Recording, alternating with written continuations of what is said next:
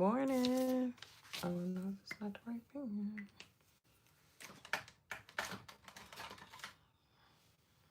Is the soft tip or the hard tip?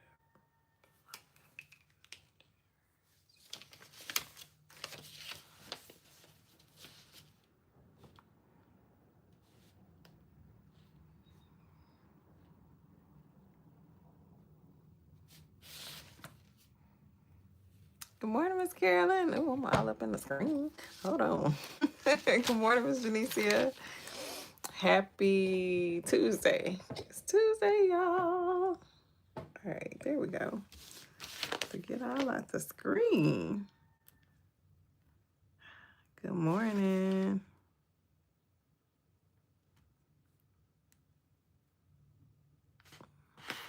James. Good morning, Miss Gail.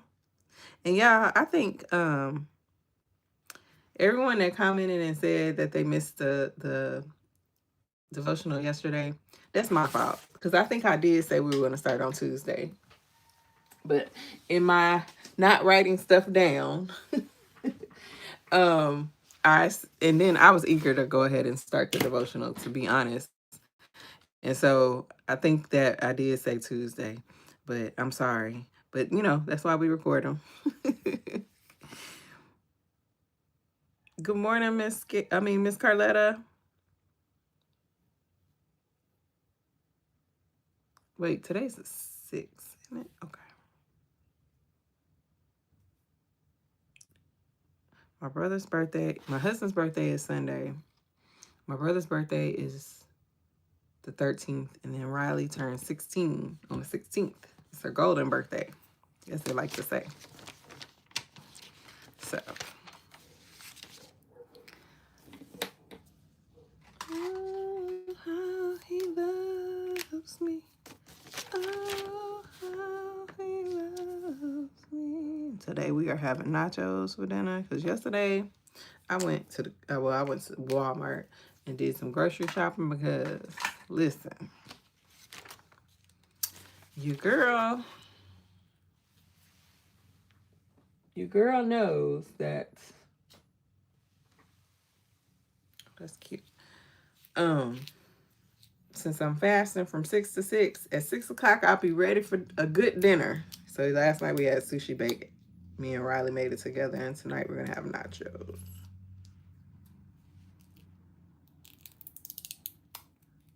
Greetings.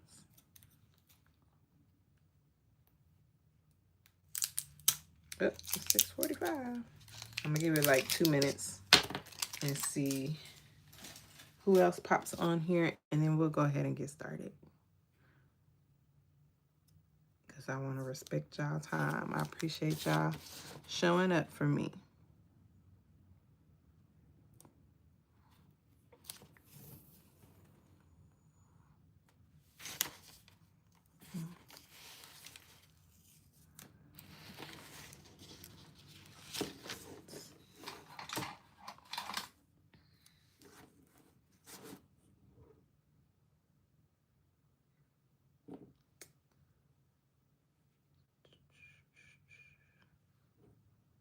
Hey, Miss Natasha.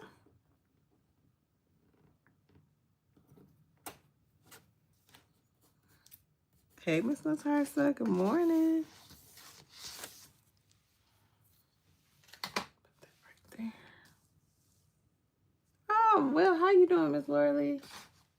Happy Tuesday. Good morning, Miss Naturally Reed. Miss Naturally Reed, I saw your comment about you missed it. I think I said Tuesday. I was supposed to start the devotion on Tuesday, and I started it yesterday. So that's my bad. Sorry, y'all. I was eager to start, and then I kind of forgot and said, well, dang, did I say today? Or, so, yeah. My bad. Miss Niece said, baby. Happy Tuesday. Good morning. Good morning, Miss Monica. Happy Tuesday.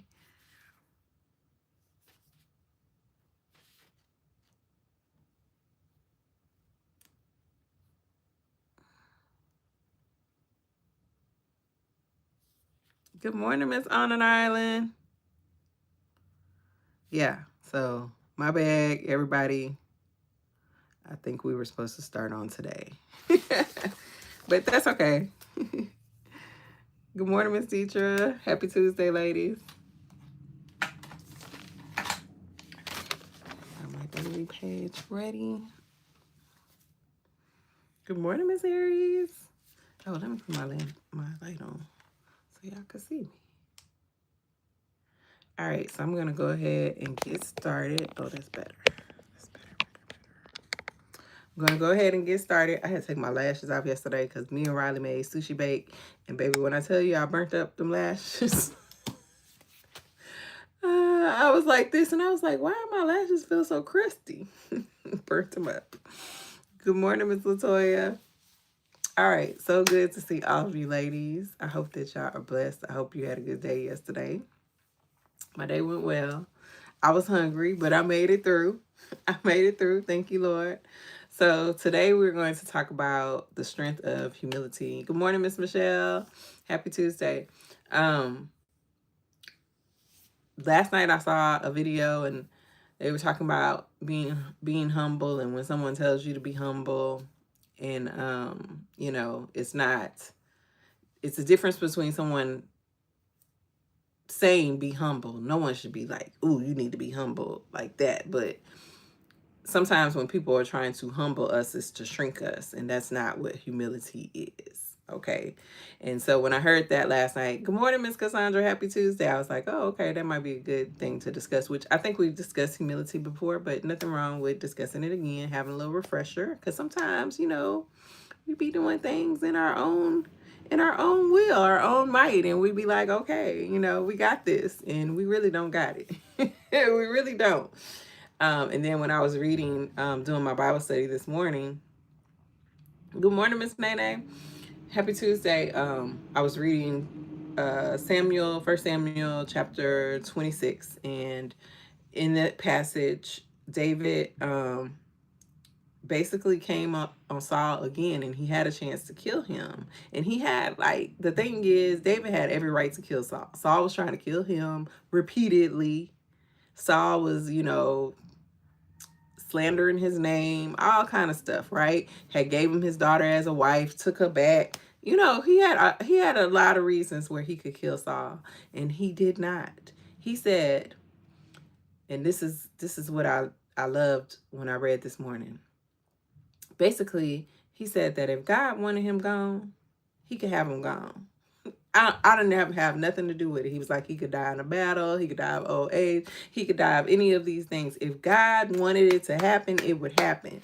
And that really had me thinking. And they were like, you know, even the way that David approached Saul wasn't acting like no God anointed king, but he still approached him as he was. And that's having humility. That's being humble in the face of someone who is doing you wrong. And I was like, man, you know, do we really believe God have our back like that?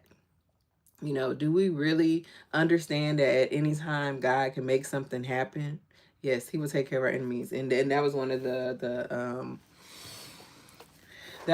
verses that they had said in the commentary, Romans 12:19, and vengeance is truly the Lord's. We really don't have to do all of those things. It's truly the Lord's. So anyway, we're going to talk about humility. So our core verse is James 4-6, and chapter 4, verse 6. Calm down, Nicole. God opposes the proud, but gives grace to the humble. And here it says, it's the same. It was the same translation. It says he gives grace generously, as the scriptures say. God opposes the proud, but gives grace to the humble. Okay. Yeah, the story of Esther, right? Thank you, Miss Cassandra. Thank you, Miss Cassandra. So the world often misunderstands humility. It tells women that being humble means being quiet, small, invisible, or agreeable at all costs.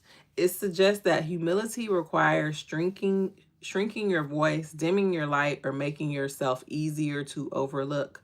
But God's version of humility looks very different. Biblical humility is not weakness. It is strength under submission, right? We are submitted to God, and therefore that is where our strength comes from, right? That is where our abilities come from. It is quiet confidence of a woman who knows who she belongs to. Do you know who you belong to? In those situations where you feel less than, you feel worthy than, you feel unwanted, you feel loved, do you know who you really belong to? Do you know whose child you are? Do you remember what God says about you? It's like my mom wasn't one of those people. Um, well, oh, hi. Welcome. Happy Tuesday. My mom wasn't one of those people that always drilled in our heads, you're this, you're that, this, but she would make it known to us that, we had the ability to do anything that we wanted in this world. She always told me I was smart, I was intelligent, she was proud of me, that type of thing. And so when things got rough or hard, I could remember those words. Like, okay, my mama said this, you know what I'm saying? So like, do we think about what the Father says about us? Like, do we really understand what he says? So yeah, that's something to think about. That's something to think to commit to your heart. A humble woman does not compete for attention because she rests in God's approval. She does not strive to be seen because she trusts that God sees her fully. Now, I was thinking, because I've been seeing all online, and I'm sure y'all have too, about Dr. Carey, Pastor Jamal Bryant's wife. I think she's the co-pastor of the church as well, and about that dress she wore. Okay. And everyone's like, oh, I'm not here to judge, you shouldn't judge, and da da da da. And I am not judging. Body was tea, okay? Girlfriend looked good. Okay, Mrs. Bryant looked good, okay? There's no denying that. Dress was beautiful. All of the things, right? All of the things. However, when I thought about the dress that she wore, the only thing that came to my mind was, besides that she looked good, because she did look good, right? The only thing, oh Lord, hold on, y'all, because we got a lot of special people today, and I don't know who these people are.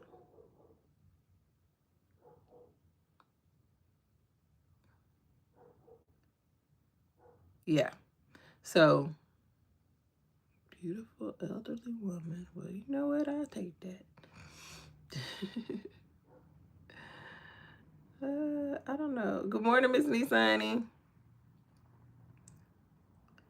I don't know where all these people came from. But anyway, so good morning, Mr. Kira. Happy New Year.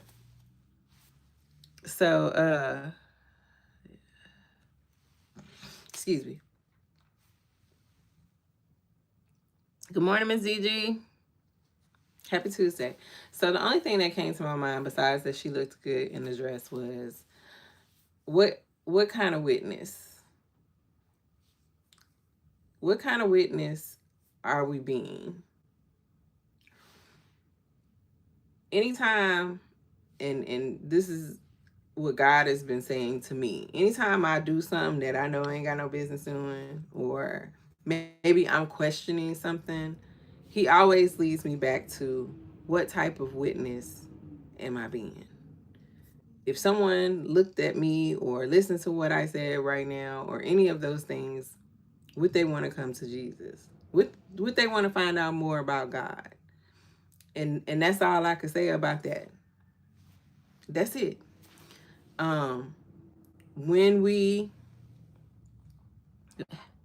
Hey, Miss Angela. Hey, Miss Angela. Happy Tuesday. I don't know where all these people are coming from. What would people want to come to Jesus with however I'm showing up. However I'm showing up. So that was my only thing about that. I'm not here to say what she should and shouldn't do. That's not my job. As a pastor or pastor's wife, do they have certain expectations and guidelines? Absolutely. And I also feel a certain kind of way that he bought her that dress, because someone said something um in one of the commentaries that I saw about how he presented her like that, which in the secular world, nothing wrong with that dress, right? And it's flesh colored. But I still have, I'm like, well, why would you want people to have the illusion of seeing her flesh? But anyway, like, you show up fully clothed, you're respected. Oh, thank you, Mr. Tasha, Miss Natasha. Um, you're respected, you're fully clothed, you're all of these things. And not that she wasn't fully clothed, but there was an illusion. Okay. There was illusion with that dress. And maybe had it not been flesh colored, it would have been better. But the girl looked good. The lady looked good. She did. But I just don't know. I had issues when he said he bought that dress. And I'm like, because I know for me, my husband, knowing who he is, the other day we were going to Target. There, and that's true. That's so true, Miss Natasha. There were so many other dresses. You know what I'm saying, that she could have looked good in. You could have still seen, that she was a nicely shaped woman without it being like. But like, again, I'm not here. I don't know what the thought process was. I don't know any of those things. Um, but yeah, what's our witness looking like when we decide what we're going to step out into the world as? What kind of witness? What are we giving? You know what I'm saying? So anyway, that's all I'm gonna say about that. But I was just thinking about that, and when humility came up, I was really thinking about that. Yeah, we just have to pray, right? We just have to pray that we do the right thing. And we're going to make mistakes. And that's the thing. That's why I think people are being really harsh, because she's never been a pastor's wife. You know what I'm saying? She's only been a woman, a lady up until a few years ago when they got married. And then she's stepping into the limelight because of who her husband is. And so, yeah, we all make mistakes, and it's going to happen. And I'm not even saying that she made a mistake. I don't know. Maybe it was to get people talking about this situation. Maybe that was God's plan. I don't know. But I say, when we are approached with those type of things, maybe we look at it, because I can't tell y'all what to do, y'all grown people. But sharing, I would look at it from a point of, what is my witness looking like? Because listen, I make mistakes with my clothes all the time. I'm very blessed up here, and so sometimes things just don't look right on me, and I have to be like, okay. And sometimes I make the wrong decision, so it happens. But I try to think about that. But anyway, humility does not ask you to erase yourself. It asks you to place yourself under God's authority. When your identity is rooted in Him, you no longer need to prove, perform, or posture. You can walk gently and boldly at the same time. Yeah, it wasn't loving. I agree with that. And I was just like, we all make mistakes. Um, and like I said, I'm not even saying that that's a mistake. Maybe that's how it was supposed to play out. Maybe they wanted to get people talking about that type of thing, that type of subject. I don't know. But yeah, they were not loving in their responses. Some of them have been very harsh, from what I've seen. Good morning, Miss Crystal. Happy Tuesday. You can walk gently and boldly at the same time. Two things can be true at once. Jesus himself modeled humility, not by shrinking back, but by walking in obedience, compassion, and truth. He spoke with authority, served with love, And that's the part we got to serve with love, and trusted God with the outcome. The same posture is available to you. For the feminine woman of faith, humility is choosing surrender over self-promotion, obedience over ego, and grace over comparison. It is living from a place of security rather than striving. True humility doesn't make you less, it makes room for God to be more. So our affirmation: I walk in humility, not insecurity. I am confident in God, I'm confident in who God created me to be, and I submit my strength to Him. Let me repeat that. I walk in humility, not insecurity. Okay. Sometimes people get the two mixed. I am confident in God and who God created me to be, and submit my strength to Him. I need my glasses, y'all. All right, so here are some journal prompts. How has the world shaped my understanding of humility? I can say before I really got into reading my word and really understanding what humility was, the world had me thinking, don't call me humble, don't say I'm humble, da da da da da. But that's not the true meaning of humility. It does not mean shrinking oneself, right? And so we have to realize what it means is that you're nothing without God. That's what it means. It means without God, you would not be able to fill in the blank. That's what humility is. It's not saying you're less than. It's not saying you should shrink. It's not saying any of those things, but it's saying without God, it just ain't. It ain't gonna hit. It ain't gonna hit the same without Jesus, right? That's what it means. In what ways have I confused humility with shrinking or self-silencing, right? Where might God be inviting me to walk confidently and humbly? So you can be confident and humble at the same time. We're nothing without Him, absolutely. What does surrender look like in my daily life right now? And how can I reflect Christ's humility in my words, posture, and decisions? That's a really good one. I might journal about that one today.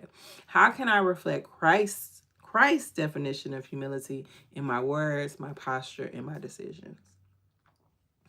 So here are, wrong computer.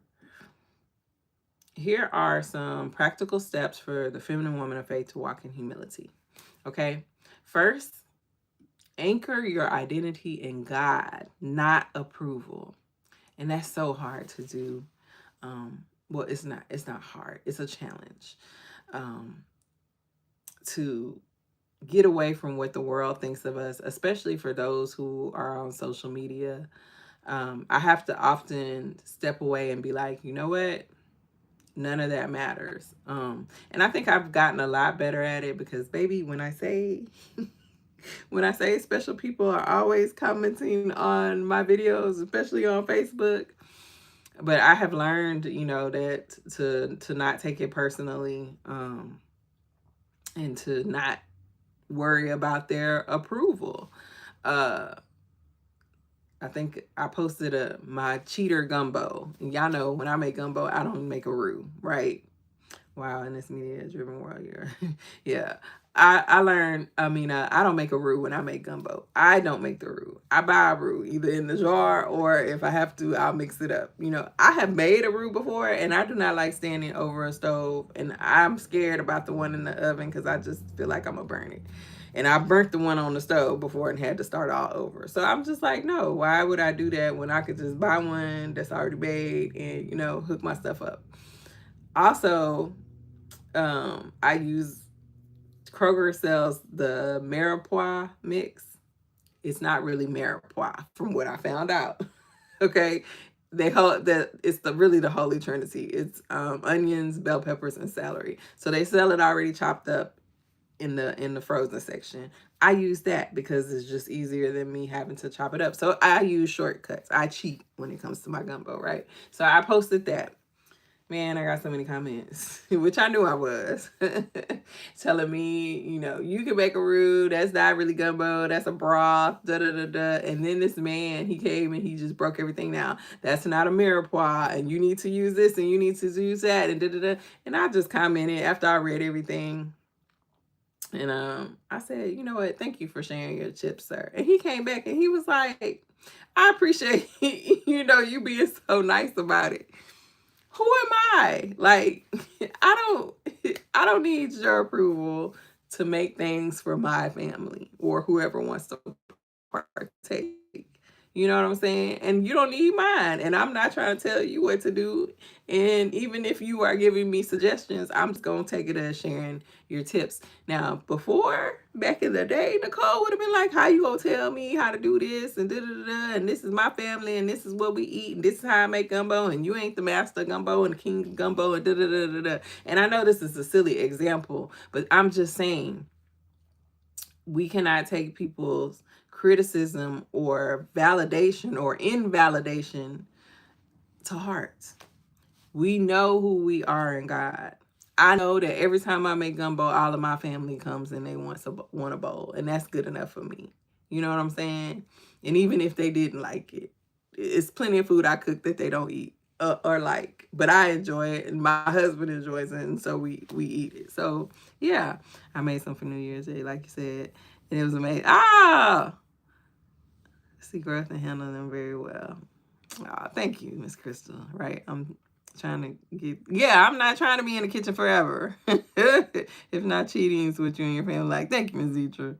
Yeah, like, so I just use that as an example that we can't get caught up in what people say about us. We can't get caught up in their approval or their validation or their invalidation.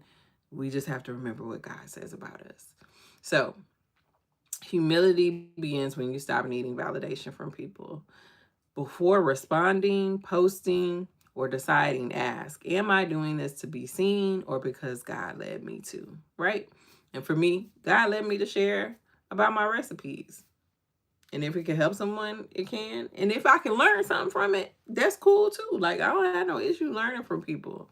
I've been given plenty of tips. That's how I learned how to cook, from learning from my mother-in-law, from working at the grocery store, and people coming in and telling me, okay, when I saw different, ingredients, when I was scanning different ingredients, well, what are you using this for? And how you gonna make this?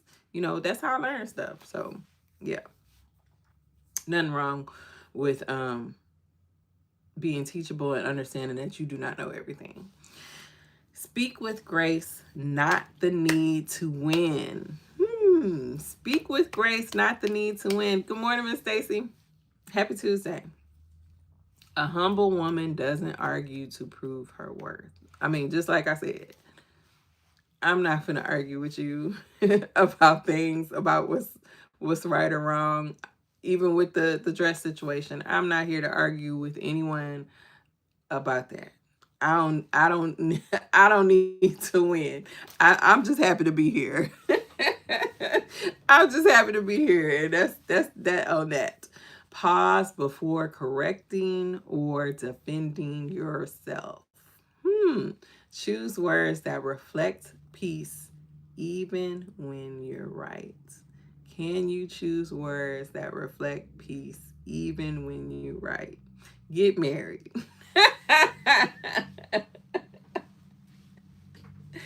Oh, get married, because that is definitely a test in saying the right thing. Oh, thank you, Ms. Akira. That is definitely a test in having grace, right? In saying the right thing, and in being humble. Obey quietly even when no one is watching. Some of the most powerful acts of faith are unseen. Practice serving, forgiving, and showing kindness today, as you step out into this world. If you're not already out there, practice serving, which, the world does not tell you to serve anymore. They tell you to be about yourself. But we know, as feminine women of faith, we are not about ourselves. We are here to serve other people. I want to be taken care of, so I try to take care of others. And that's kind of selfish in a way, but at the same time, I don't want anyone treating myself or my loved one any type of way. And so I try to treat people how I want to be treated. Right. That was a part of my today for our knowing God's will. It said Micah 6:8, and in Micah 6:8 it says that you are to do justly, love mercy, and walk humbly with God. And it said that to do justly is to act in a just, fair way towards others. Treat them as you would want to be treated. So that is how I try to treat people. Lord, that's how I try to treat people. It's not always easy, but you know, with God, nothing is impossible. That's what that verse is really about. So one day I thought about it. I was like, that, you know, you think about the things that you do or whatever and stuff, but that verse is really about your attitude. That verse, I mean, it's not, that's my interpretation. When I think about wanting to cuss somebody out or say something bad or whatever, I'll be like, I can do all things through Christ who strengthens me. And that means shut my mouth. That means speak with kindness. That means be humble and all of those things. Anyway, that means speak with grace. Yeah. So serve, forgive, or show kindness today without telling anyone else. Let God handle your reputation. Humility trusts God with misunderstandings and outcomes. When you feel the urge to explain or defend yourself, pray, Lord, you see me and I trust you. You know, that's the thing, right? People say stuff or people maybe misinterpret what we said. And so we want to defend ourselves.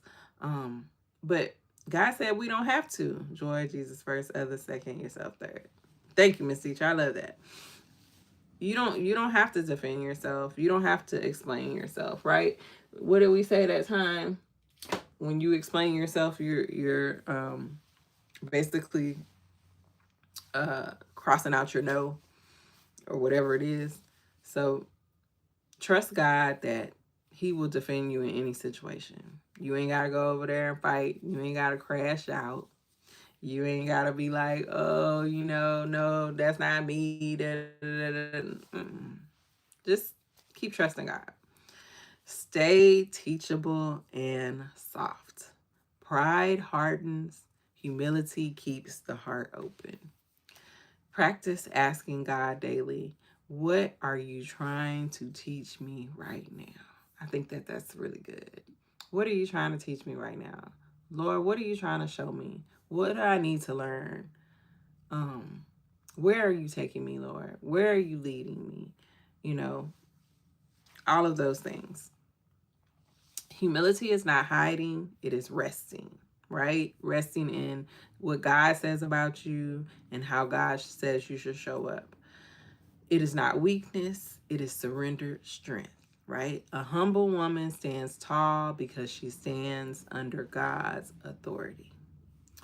Yep. So that is our devotional for today. I hope that was helpful. It was helpful for me. Just know I'm learning right along with y'all. I come up with stuff every day. Stuff be happening. I'll be like, dang, I need to talk about that because I struggle with it. But hopefully that was helpful to y'all as well. Anyway, thank you. Thank you. I appreciate y'all showing up for me. It's 2026. We've been doing this a whole year. That's crazy, right? But it's not because the good Lord made it so. The good Lord made it so. So anyway, I pray and intend that y'all have the most amazing Tuesday. It's already Tuesday, y'all. It's like it's already the 6th. I'm like, this month is gonna fly by. When you get old, man, stuff just be flying by. It really be flying by. I'm like, I'm gonna be 48 this year. It's crazy. And I was thinking the other day, because y'all know Eisen's birthday is in April too. I was like, my baby gonna be 2. He gonna be a whole 2 years old. All right. I love y'all. I will see y'all on Thursday evening. Y'all know we don't do devotional Wednesday anymore. Thursday evening at 7 p.m. Central Standard Time. That's kind of like our relaxed time because we, we could chill. Cause I ain't gotta get eyes in or anything like that. So I'll see y'all then. Love y'all. Bye.